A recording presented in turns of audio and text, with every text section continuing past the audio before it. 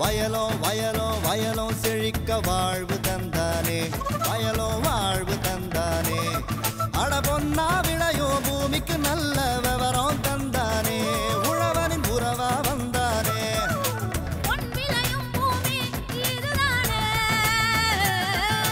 வயலோ வயலோ வயலோ செழிக்க வாழ்வு தந்தானே, வயலோ வாழ்வு தந்தானே.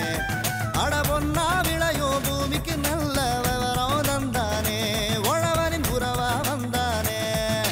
தந்தன தந்தன தன தந்தானே, மண்வள பொங்கிட துணை வந்தானே. தந்தன தந்தன தன தந்தானே, மண்வள பொங்கிட துணை வந்தானே. மண்ணின் வளமே மனித வளமாகும். நாம் சாகுபடி செய்யப்படும் மண் ஏராளமான பாக்டீரியாக்களையும் நுண்ணுயிரிகளையும் உடைய உயிரோட்டம் உள்ளதாகும். மண் வளத்தை பாதுகாப்பதில் இயற்கை உரமே மிக சிறந்தது. இயற்கை உரங்களில் மிகுந்த குறைந்த செலவில் கிடைக்கக்கூடியது பசுந்தாள் மற்றும் பசுந்தலை உரங்களாகும். பசுந்தாள் உரத்தை பயன்படுத்துவதன் மூலமாக மண் வளம் பாதுகாப்பு பெறுகிறது. அந்த வகையில் இன்றைய வேளாண் தொழில்நுட்ப பகுதியில் பசுந்தாள் உரம் குறித்த குறுநாடகம். இதில் திருவள்ளூர் மாவட்டம் திரூர் நெல் ஆராய்ச்சி நிலையத்தின் முதுகலை ஆராய்ச்சியாளர் எஸ் மோகன் மற்றும் திருவள்ளூர் மாவட்டம் கிளாம்பாக்கம் கிராம விவசாயிகள் என் ரோஸ் மற்றும் எம் சீனிவாசன் ஆகியோர் பங்கு பெறுகின்றனர்.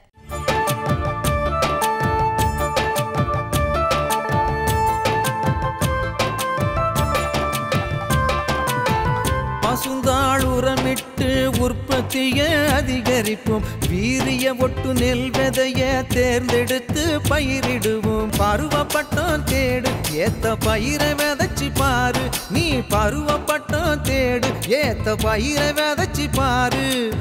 ஓடியாடி உழைக்கும் போது உழவுக்கு நிகரேது, ஓடியாடி உழைக்கும் போது உழவுக்கு நிகரேது.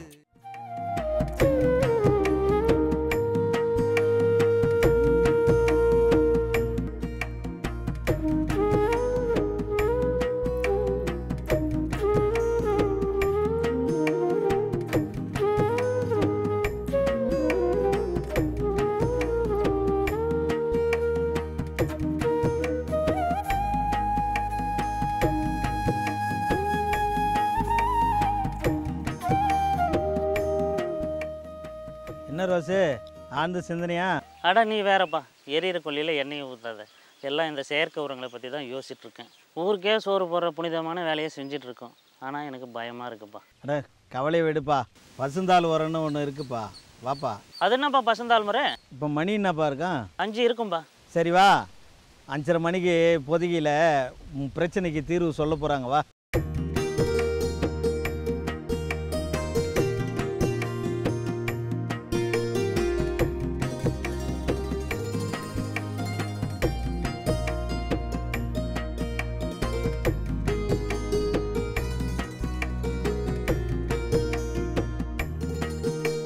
ரோஸ் வீட்டில் யாரும் இல்லையா? எல்லாம் கோயிலுக்கு போயிருக்காங்க. அப்போ சரி, டிவி பார்க்கலாம் வா.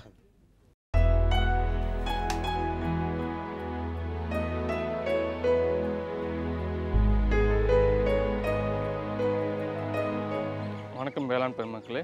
நம்ம இந்த நிகழ்ச்சியில் வந்து நம்ம பசுந்தாள் உரங்களை பற்றி பார்க்க போகிறோம். முதல்ல பசுந்தாள் உரங்களை பற்றி பார்க்கறதுக்கு முன்னாடி ஏன் இந்த பசுந்தாள் உரங்களை பயன்படுத்தணும்னு பார்ப்போம். பசுமையான பயிர்களை வந்து நம்ம உரமாக பயன்படுத்துகிற பேர் தான் பசுந்தாள் உரங்கள். இதை எப்படியெல்லாம் 2 முறையில் இது பண்ணலாம். ஒன்று வந்து பசுமையான பயிர்களை வந்து நம்ம விளைநிலங்கள் பயிரிட்டு அதன் மூலம் அதை உரமாக பயன்படுத்தலாம். இல்லைனா வந்து நம்ம தரிசு நிலங்கள் இல்லை வரப்புகளில் இருக்க இலைதலையில் வந்து சேகரிச்சுட்டு வந்து அதை உரமாக பயன்படுத்தி நம்ம மண் வளத்தை பெருக்கலாம். இந்த பசுந்தாள் பயிர்கள் அப்படின்னு பார்த்தோம்னா வந்து முதல்ல சொல்லப்படுறது வந்து சணப்பை, தக்கப்பூண்டு, கொளிஞ்சி, மணிலாகத்தி, இதெல்லாம் பசுந்தாள் பயிர்கள்னு சொல்லலாம். அது வந்து பசுந்தலை உரங்கள் அப்படின்னு பார்த்தோம்னா வந்து நம்மளுக்கு வந்து நம்ம எப்பயும் அன்றாட கிடைக்கிற வந்து தக்கப்பூண்டு, மணிலாகத்தி, சணப்பை, கொளிஞ்சி ஆகிய பசுந்தலை பயிர்கள்னு சொல்லலாம். அது மட்டும் இல்லாமல் வந்து பசுந்தலை உரங்கள்னு பார்த்தோம்னா வந்து நம்ம வந்து அன்றாட நம்மளுக்கு கிடைக்கிற வந்து புங்கம், வேம்பு, எருக்கள், இந்த கிளைரிசிடியா ஆகிய இலைத்தலைகளை வந்து நம்ம உரமாக பயன்படுத்தலாம். இதில் வந்து பசுந்தலை பயிர்கள்னு பார்ப்போம். இந்த பசுந்தலை பயிர்கள் வந்து இப்போ வந்து அதிகமாக நம்ம வந்து மரங்கள் இல்லாதனாலையும் நம்மளுக்கு வந்து கிடைக்காதனாலையும் வந்து நம்மளை வந்து பசுந்தலை பயிர்களே வந்து உபயோகிக்கிறது ரொம்ப நல்லது. இந்த பசுந்தலை பயிர்களை பயன்படுத்த முக்கியத்துவம் பார்த்திங்கன்னா இது வந்து சீக்கிரமாக வளரக்கூடியது. எந்த விளைநிலங்கள் வேணால் வளர்க்கலாம். உங்களுக்கு வந்து காலங்கள் வந்து குறுகிய காலமாக இருக்கும். சீக்கிரம் மக்கக்கூடியவை, அதுவும் இல்லாமல் தலைச்சத்துக்கள் அதிகமாக வந்து கிரகிச்சு நம்மளுக்கு வந்து நிலைநிறுத்தக்கூடியவை. இந்த பசுந்தலை பயிர்களை வந்து அதிகமாக பயன்படுத்தலாம். பசுந்தலை பயிர்கள் பயணனால நம்மளுக்கு என்ன பயன் அப்படின்னு பார்த்தோம்னா வந்து உங்களுக்கு வந்து காற்றில் இருக்க நைட்ரஜன் உங்களுக்கு வந்து கிரகிச்சு நிலைநிறுத்துறதுனால உங்களுக்கு வந்து மண்ணில் உள்ள அங்ககத்தன்மை, அதாவது ஆர்கானிக் மேட்டர் வந்து உங்களுக்கு வந்து அதிகமாகுது. அது மட்டும் இது கிட்டத்தட்ட வந்து உங்களுக்கு வந்து காற்றில் இருக்க 70% நைட்ரஜன் வந்து இதை வந்து கிரகிச்சு உங்களுக்கு வந்து வேர் முடிச்சுகள் வந்து தலைச்சத்தாக நிறுத்துது. இது மட்டும் இல்லாமல் உங்களுக்கு வந்து வேறு என்னென்ன பயன் பார்த்தோம்னா வந்து இது வந்து வேர் அழிப்பை தடுக்கிறதுக்கு வந்து ரொம்ப பயன்பாடாக இருக்குது. அது மட்டும் இல்லாமல் வேர் பகுதியில் இருக்க சத்துக்களை உங்களுக்கு வந்து மேலே எடுத்து கொடுக்கறதுக்கும் இந்த வந்து பசுநாள் உரங்கள் வந்து ரொம்ப பயன்பாடாக இருக்கும். இந்த பசுநிலை பயிர்கள் பயன்படுத்தினா உங்களுக்கு வந்து நீங்கள் வந்து ரசாயன உரங்கள் பயன்படுத்தினாலேயோ இல்லை வந்து மற்ற செயற்கை உரங்கள் பயன்படுத்தும் போது உங்களுக்கு வந்து பல மாசுகளை வந்து இது வந்து சரிப்படுத்துறதுல வந்து இது வந்து முக்கிய பங்கு வகிக்குது. இந்த பசுநாள் பயிர்கள்னு பார்த்தோம்னா வந்து இதெல்லாம் குறுகிய வயதுடைய பயிர்கள், கிட்டத்தட்ட 40-45 நாள் உங்களுக்கு வயதில் வந்து சீக்கிரம் முடியக்கூடியவை. அதை வந்து எந்த நிலத்தில் வேணால் வளர்க்கலாம், ஒவ்வொரு கள நிலங்களும் கூட வளரக்கூடியவை. உங்களுக்கு வந்து அதோட தண்ணி தேவைப்பாடு ரொம்ப கம்மியாக இருக்கும். கிட்டத்தட்ட ஒரு 3 இல்லை 4 தடவை நீர் பாய்ச்சினா போதும்.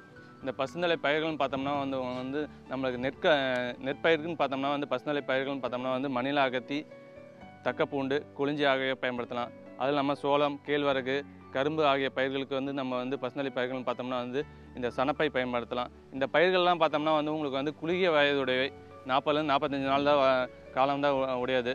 அது மட்டும் இல்லாமல் வந்து எந்த நிலத்துலையும் வளரக்கூடியவை, ஒவ்வொரு கள நிலங்களை கூட வளரும். அது இல்லாமல் இதோட நீர் தேவைப்பாடுன்னு பார்த்தோம்னா ரொம்ப கம்மி. உங்களுக்கு கிட்டத்தட்ட ஒரு 4-5 நீர் பாய்ச்சினாவே போதும். உங்களுக்கு வந்து அதை வந்து 40-45 நாள் கழித்து உங்களுக்கு பூக்கும் தடவையில் வந்து மடக்கி உழுதோம்னா வந்து சீக்கிரம் மக்கக்கூடியவை. உங்களுக்கு சீக்கிரம் அடுத்து உங்களுக்கு வந்து பயிர் செய்கிறதுக்குள்ளே வந்து சீக்கிரம் மக்கிடும். அதனால் வந்து உங்களுக்கு வந்து அதில் இருக்க தலைச்சத்தை அப்படியே வந்து அங்கே அடுத்த பயிருக்கு கிடைக்கும். எனவே வேளாண் பெருமக்களே, இவ்வகையான பசுந்தலை பயிர்களை பயிரிட்டு மண் வளத்தை காத்து உங்களோட மகசூலையும் பெருக்கிக் கொள்ளுமாறு பணிவன்புடன் கேட்டுக்கொள்கிறேன்.